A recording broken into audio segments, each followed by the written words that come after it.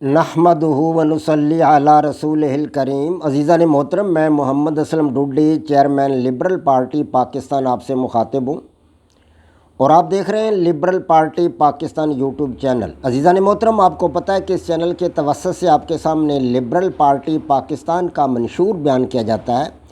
اور میں اسی مقصد کے لیے وقتاً فوقتاً آپ کے سامنے اپنے خیالات کا اظہار کرتا رہتا ہوں۔ عزیزان محترم، liberal party Pakistan YouTube channel آپ کا اپنا چینل ہے۔ میں توقع ظاہر کرتا ہوں اور امید کرتا ہوں کہ آپ اس چینل کو سبسکرائب کریں گے، لائک کریں گے، شیئر کریں گے اور بیل آئیکن کو بھی دبا دیں گے تاکہ پارٹی کی طرف سے دی جانے والی معلومات اور گزارشات بر وقت آپ کے پاس پہنچیں اور آپ کے دوست احباب اور عزیز و اقارب مکمل طور پر ان سے استفادہ کر سکیں۔ عزیزان محترم، آپ اس حقیقت سے بھی آگاہ ہیں کہ لبرل پارٹی پاکستان کے بینر تلے، اس کے سٹیج اور پلیٹ فارم سے ان دنوں آپ کے سامنے 7 قسم کے اہم ترین پروگرام پیش کیے جا رہے ہیں، جن میں سب سے پہلا پروگرام قرآن پاک کی تفسیر کا پروگرام ہے، دوسرا پروگرام سیرت النبی صلی اللہ علیہ وآلہ وسلم ہے، تیسرا پروگرام ایمان اور اس کی شاخیں ہے، چوتھا پروگرام میری لکھی کتاب جدلیاتی لبرلزم کا خلاصہ ہے، پانچواں پروگرام میری لکھی دوسری کتاب لبرل نظام حیات کا خلاصہ ہے حقیقی آزادی کی صورت میں، چھٹا پروگرام میری لکھی تیسری کتاب لبرل نظام حکومت کا خلاصہ ہے، ساتواں پروگرام میرا تخلیق کردہ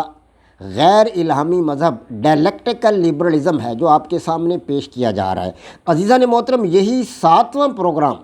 یعنی ڈائلیکٹیکل لبرلزم میرا تخلیق کردہ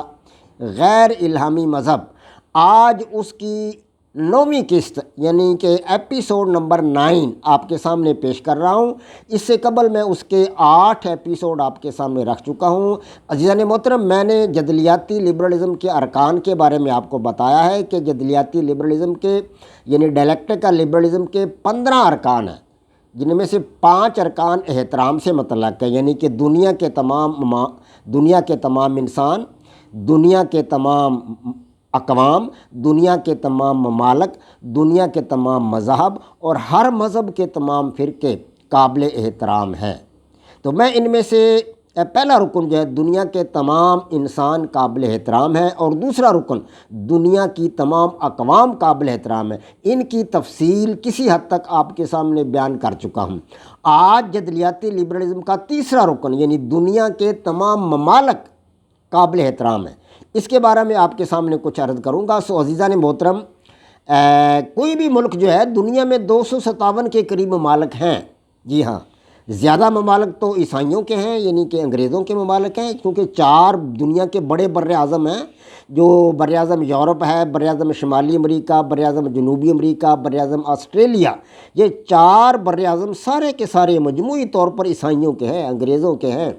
باقی صرف 2 بر اعظم ایسے بچتے ہیں جہاں مسلمان بھی ہیں، ہندو بھی ہیں، سیکولر لوگ بھی ہیں اور ملحد لوگ بھی ہیں، مذہب کو نہ ماننے والے بھی ہیں، جیسا کہ چائنا ہے، رشیا ہے، بڑی آبادی ہے۔ 1.5 ارب آبادی تو چائنا کی جو کسی مذہب کو نہیں مانتے، بہت تھوڑی تعداد میں بدھ مت ہیں وہاں پر، لیکن اکثریت جو ہے وہ کسی مذہب کو نہیں مانتی۔ رشیا کی آبادی 40 کروڑ کے لگ بھگ ہے، وہ بھی کسی مذہب کو نہیں مانتے، سیکولر قسم کے لوگ ہیں، وہ ملحد قسم کے لوگ ہیں۔ تو یہ آپ کو بتا رہا ہوں کہ صرف 2 بر اعظموں میں مطلب دوسری اقوام ہیں، تو یہ دنیا کے 257 ممالک ہیں۔ ان ممالک میں ظاہر ہے کوئی نہ کوئی قوم بھی آباد ہے، خالی تو نہیں آبادی ہے وہاں پر۔ صرف ایک بر اعظم ہے انٹارکٹیکا کا، جہاں پر کوئی آبادی نہیں، وہ برف کا ایک بہت بڑا تودہ ہے یا پہاڑ ہے، وہاں پر کوئی انسانی آبادی نہیں ہے۔ باقی یہ 6 بر اعظم جو ہیں یہاں پر دنیا کی مختلف اقوام آباد ہیں۔ تو کوئی بھی ملک لے لیں آپ، وہاں پر کوئی نہ کوئی قوم آباد ہے۔ پاکستان میں پاکستانی قوم آباد ہے، چین میں چینی قوم آباد ہے، روس میں روسی قوم آباد ہے، ہندوستان میں ہندوستانی قوم آباد ہے، امریکہ میں امریکی قوم آباد ہے، برطانیہ میں برطانوی قوم آباد ہے۔ تو جب بھی ہم کسی ملک کا ذکر کریں گے تو وہاں 2 باتوں کا ذکر ہوگا، 2 چیزوں کا ذکر ہوگا۔ ایک تو اس ملک کے حدود اربع کا یعنی ملک کی جغرافی حدود کا ذکر آئے گا، دوسری اس ملک کی نظریاتی حدود کا ذکر آئے گا، کیونکہ وہاں کے جو اس ملک کے باشندے ان کا کوئی نہ کوئی نظریہ تو ہوگا نا، وہ کسی نہ کسی نظریے کے مطابق زندگی گزار رہے ہوں گے۔ جیسا کہ مسلمان ہے، پاکستان ہے، پاکستان میں مسلمانوں کی آبادی ہے، اکثریت مسلمانوں کی ہے، تقریباً 90% سے زیادہ آبادی مسلمانوں کی، تو یہاں کا سرکاری مذہب جو ہے وہ اسلام ہے، یہاں کے لوگ اسلام کے مطابق اپنی زندگی گزار رہے ہیں۔ اسی طرح جو ہے دیگر ممالک ہیں وہاں کی جو اقوام ہیں وہ بھی اپنے اپنے ان کے مطلب عقائد ہیں، اپنے اپنے ان کے مذاہب ہیں، ان مذہب کے مطابق اپنے عقائد کے مطابق اپنے اپنے نظریات کے مطابق زندگی گزار رہے ہیں۔ تو کسی بھی ملک کا جب کو ہم حال بیان کریں گے تو اس ملک کی جغرافی حدود کا ذکر کریں گے اور اس کی نظریاتی حدود کا ذکر کریں گے۔ تو دنیا کے تمام ممالک قابل احترام ہے۔ اس کا مطلب یہ ہے کہ اگر کوئی ملک دنیا کی کسی دوسرے ملک کی جغرافیائی حدود کو نقصان پہنچاتا ہے، یعنی اس ملک پر حملہ کرتا ہے، اس ملک کے کسی علاقے پر قبضہ کرتا ہے، یا وہاں کے عوام پر بمباری کرتا ہے، وہاں کے عوام کو نقصان پہنچاتا ہے، وہاں کوئی حملہ کر کے وہاں کے عوام کو قتل و غارت گری کرتا ہے، تو وہ ملک لبرل نہیں ہے، وہ قوم لبرل نہیں ہے، اور ایسا کرنے والا فرد وہ بھی لبرل نہیں ہے۔ جی ہاں، دنیا کے تمام ممالک کا احترام مسٹ ہے۔ جی ہاں، ان ممالک کی جغرافی حدود کا احترام مسٹ ہے، ان ممالک کی نظریاتی حدود کا احترام مسٹ ہے۔ کسی ملک کا جو نظریہ ہے، مثال کے طور پر ہمارا نظریہ اسلام ہے پاکستانیوں کا، تو اب کسی دوسرے ملک کو یہ حق حاصل نہیں کہ ہمارے نظریہ اسلام پر کوئی تنقید کرے، ہمارے نظریے پر کوئی تنقید کرے، جیسا کہ ہمارے پیارے نبی صلی اللہ علیہ وسلم کی ذات اقدس پر یہ انگریز لوگ اپنا اظہار آزادی کے نام پر مطلب ہے آپ صلی اللہ علیہ وسلم کی ذات میں کیڑے نکالتے ہیں، اور آپ کی جو ہے وہ مطلب وہ بناتے ہیں ویڈیوز ایسی جو دل خراش قسم کی ہوتی ہیں، تو وہ لوگ لبرل نہیں ہیں۔ ایسا کرنے والی کوئی قوم، وہ امریکی قوم ہو، برطانوی ہو، کوئی مغربی ہو، کوئی بھی ہو، جو ایسا کرتے ہیں، ہمارے نظریات کو نقصان پہنچاتے ہیں، ہمارے نظریاتی ہیروز کو نقصان پہنچاتے ہیں، ان کی عزت کو نقصان پہنچاتے ہیں، وہ لوگ لبرل نہیں ہیں۔ جی ہاں، اس بات کو سامنے رکھا جائے تو یعنی کہ جغرافی حدود اور نظریاتی حدود دونوں کا احترام ضروری۔ تو کوئی ملک اگر کسی دوسرے ملک کی نظریاتی حدود کا احترام نہیں کرے گا، اس کے نظریے کا احترام نہیں کرے گا، تو وہ ملک لبرل نہیں ہے۔ اگر دوسرے ملک کی جو جغرافی حدود ہے ان کی خلاف ورزی کرے گا، وہاں پر حملہ کرے گا، ان کو نقصان پہنچائے گا، تو وہ بھی لبرل نہیں ہے۔ جی ہاں، اسی طرح اگر کوئی ملک دوسرے ملک پر حملہ کر کے وہاں کے جو لوگ ہیں ان کے مال و جائیداد کو نقصان پہنچائے گا، ان کے مال و جائیداد کو چھین لے گا،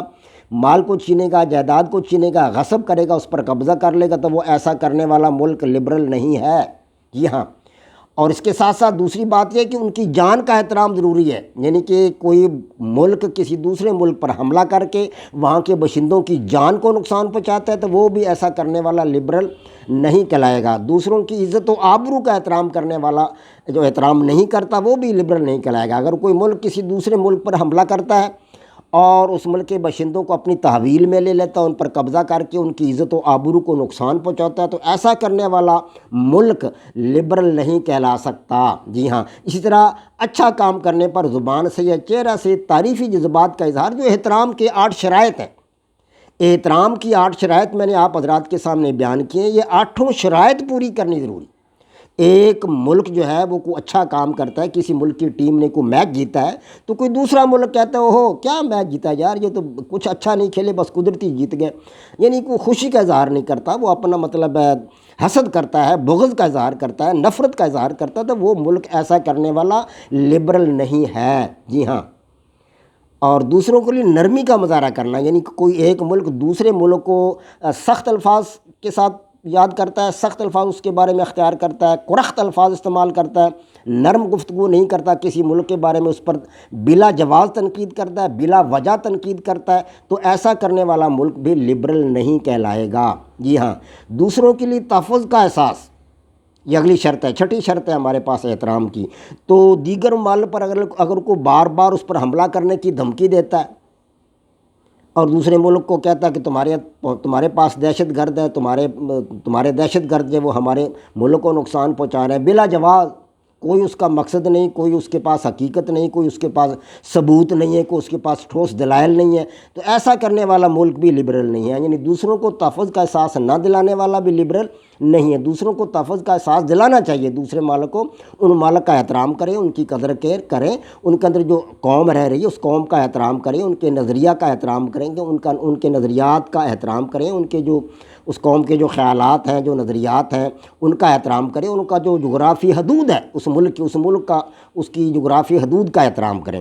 تو اسی طرح کام میں مداخلت کرنا، کوئی ملک جو بھی کام کرتا ہے وہ اس کی اپنی مرضی ہے، ان کی اپنی حدود ہے، ان کا اپنا ملے بکو اپنا ملک ہے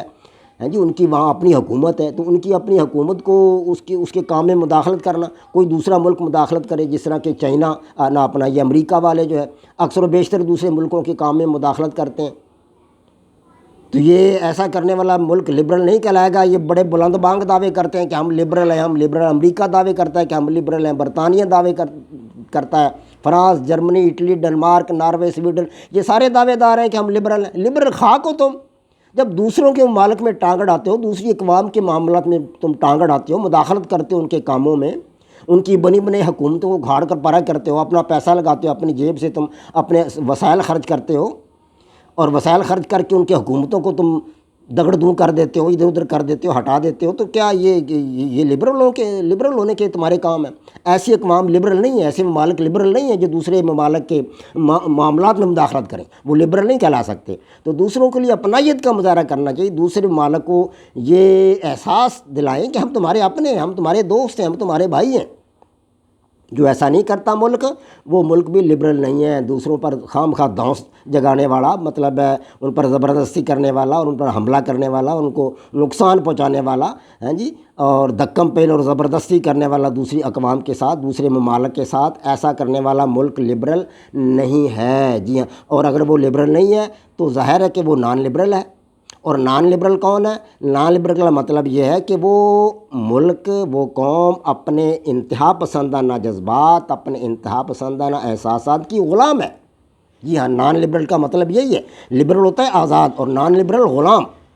ایسا ملک، ایسی قوم اپنے انتہا پسندانہ جذبات اور اپنے انتہا پسندانہ احساسات کی غلام ہوتی ہے، وہ قوم بھی اور وہ ملک بھی۔ اور جو غلام ہے ظاہر ہے وہ تا دیر زندہ نہیں رہ سکتا۔ غلامی کی زندگی میں تو انسان زیادہ دیر زندہ نہیں رہ سکتا۔ غلام کو تو کون روٹی دیتا ہے پوری، کون کھانا دیتا ہے پورا، کون اس کو زندہ رہنے دیتا ہے پورا، اس کو وسائل ہی نہیں دیے جاتے۔ تو غلامی کی زندگی میں انسان جلدی موت کا شکار ہو جاتا ہے۔ تو جو لوگ اس طرح غلام ہیں، جو ممالک اس طرح غلام ہیں، جو اقوام اس طرح غلام ہیں، وہ کب زندہ رہیں گی؟ وہ کرۂ ارض پر تا دیر زندہ نہیں رہ سکتی۔ جی ہاں، وہ کرۂ ارض پر اس طرح کے نان لبرل ممالک، نان لبرل اقوام کرۂ ارض پر تا دیر زندہ نہیں رہ سکتے۔ جی ہاں، وما علینا الا البلاغ۔ پاک فوج زندہ باد، پاکستان پائندہ باد۔